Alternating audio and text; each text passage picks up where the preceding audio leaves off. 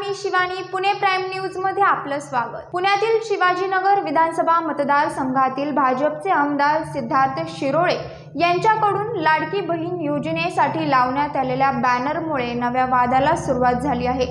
आमदार सिद्धार्थ शिरोळे यांच्याकडून लावण्यात आलेल्या बॅनरवर 2 महिलांचे फोटो आहेत, परंतु त्या महिलांची कोणत्याही प्रकारची परवानगी न घेता फोटो बॅनरवर लावण्यात आले होते। यामुळे संबंधित महिलांनी 30 जुलैला पुणे पोलिसांकडे आमदार सिद्धार्थ शिरोळे यांच्या विरोधात लेखी तक्रार केली आहे।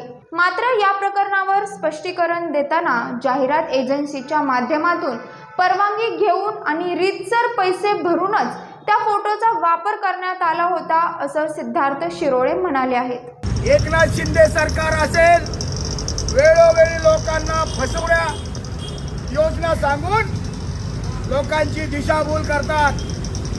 मोदीने कुठल्या तरी म्हाताऱ्याचा फोटो टाकला आणि सांगितलं की ह्याला गॅस कनेक्शन मोफत मिळालं। नंतर तो म्हातारा भेटला, तो म्हणला मला गॅस कनेक्शन काय माहिती, हा प्रकारच माहित नाही। तसाच शिवाजीनगरचा आमदार सिद्धार्थ शिरोळे ही फसवी योजना बघा कशी केली आहे।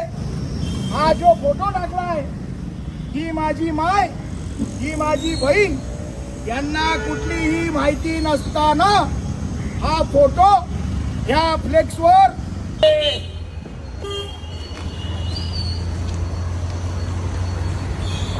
आम्ही आमचा फक्त फोटो ह्या फ्लेक्सवरनं काढत आहोत।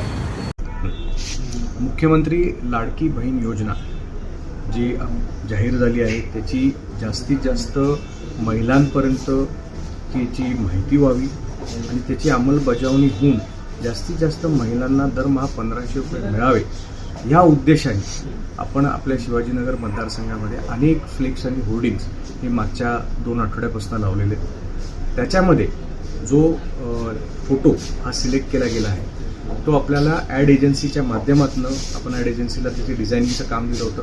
ॲड एजन्सीनी त्याची रितसर जे वेबसाईट आहे shutterbox.com तिथनं ती माहिती घेऊन तो फोटो डाउनलोड करून त्याचे पैसे भरून हा फोटो त्यांनी त्याच्या अनुषंगाने डिझाईन करून हे होर्डिंग्स लावले गेले।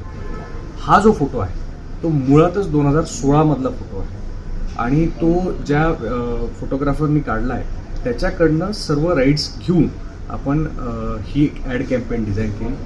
हा केवळ योगायोग आहे की हे जे फोटो लावला गेला आणि ज्या महिलांचे ते फोटो होते त्यांचा जो म्हणजे आपला उद्देश असा नव्हता की या महिलांचा फोटो आपण लावण्याच्या मागे त्यांचं नाव कुठेही आपण टाकलेलं नाही आहे, हा मुळात वेबसाईटवर मिळाला म्हणून लावला गेला। त्यामुळे ह्याच्यातला हेतू एवढाच आहे की आपल्याला ही योजना लोकांपर्यंत पोहोचवायची।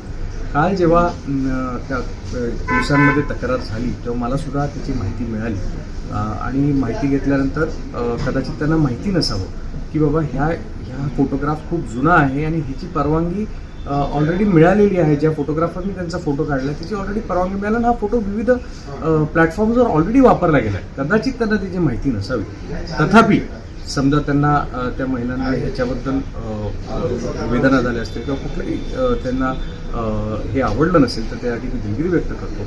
आणि ह्याच्यामध्ये मी पोलिसांना हे सुद्धा सांगितलं की जेणेकरून कारण त्या महिला पुण्यात राहणाऱ्या नाही आहेत, त्यामुळं कोणी समजा त्यांना इन्स्टिगेट केलं असेल किंवा त्यांना प्रोवोकेट केलं असेल की बाबा अशा प्रकारे हा फोटो कसा लावला गेला, त्यांचा हेतू जो आहे ज्यांनी असं प्रोवोकेशन केलं असावं तर ते सुद्धा तपासून घ्यावं आणि योग्य ती कारवाई करावी। पाहत रहा पुणे प्राईम न्यूज। धन्यवाद।